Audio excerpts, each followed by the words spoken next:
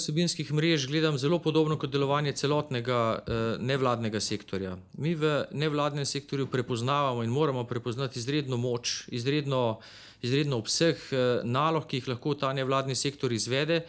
Hkrati pa tudi sami prepoznavamo, da znotraj nevladnega sektorja moramo rešiti kar nekaj težav, ki preprečujejo, da bi prevzel bolj pomembno vlogo.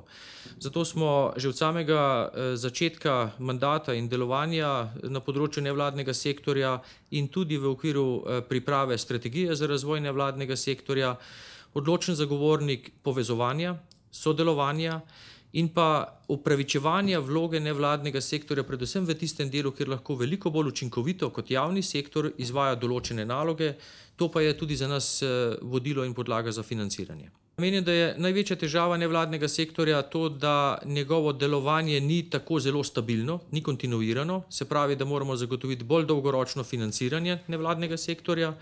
Druga težava, ki jo vidim, je v tem, da je zelo slabo profesionaliziran. Se pravi, da mora iskati bolj stabilne kadrovske zasedbe. Dejansko prva in druga težava izhajata v veliki meri iz težave, da je izjemno razdrobljen. Se pravi, da imamo neverjetno številko, več 10 000 nevladnih organizacij, ki pokrivajo le majhne segmente svojega sodelovanja. In z odpravo teh težav lahko v nevladnem sektorju tudi s strani države prepoznamo večjega, stabilnejšega partnerja, ki lahko tudi prevzema bolj dolgoročne in bolj zahtevne družbene naloge. Povezovanje vsebinskih mrež je eno od mehanizmov povezovanja in vsakršno povezovanje seveda zelo odločno pozdravljam. Vendar mora biti povezovanje usmerjeno v izvajanje tistih nalog, če govorimo v odnosu do države, ki delujejo preventivno, ki delujejo pozitivno na neko družbeno klimo in predvsem, ki dokazljivo zmanjšujejo neke posledične obremenitve tako javnega sektorja, kot tudi nenazadnje obremenitve, ki jih imamo vsi posamezniki zaradi soočanja z recimo različnimi neznanji ali pa praksami našega življenja, ki nas pozneje pripeljejo v situacijo odvisnosti. Torej, ne gre za načelno podpiranje nevladnega sektorja kar tako, ampak gre za eno zelo vsebinski pristop, pri katerem se moramo vprašati, kdaj nevladni sektor doprinese k dobrobiti v državi, in takrat je tudi edina modra poteza strani države, da tudi zagotovi finančno podporo, ker ima dolgoročno pozitivne učinke. Pozitivna plat je, kot sem že rekel, povezovanje, se pravi, to je tisto, kar v nevladnem sektorju dejansko potrebujemo. Pozitivna stran je lahko tudi to, da vsebinske mreže lahko doprinesejo k večji profesionalni stabilnosti.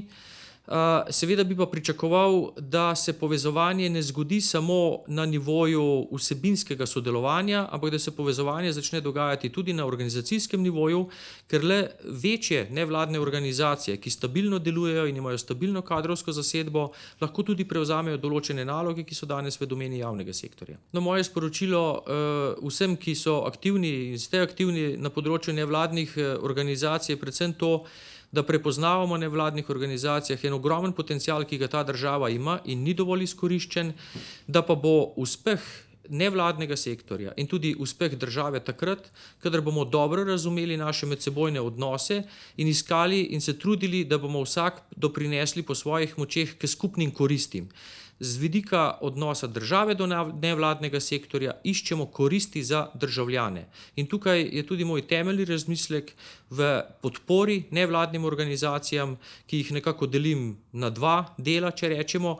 Eno so tiste, ki se ukvarjajo z dejavnostjo v nekem lastnem interesu, druge so pa tiste, ki s svojo dejavnostjo vplivajo na boljše življenje, pa tudi manjše stroške nenazadnje javnega sektorja. In te imajo tudi podlago za financiranje s strani države.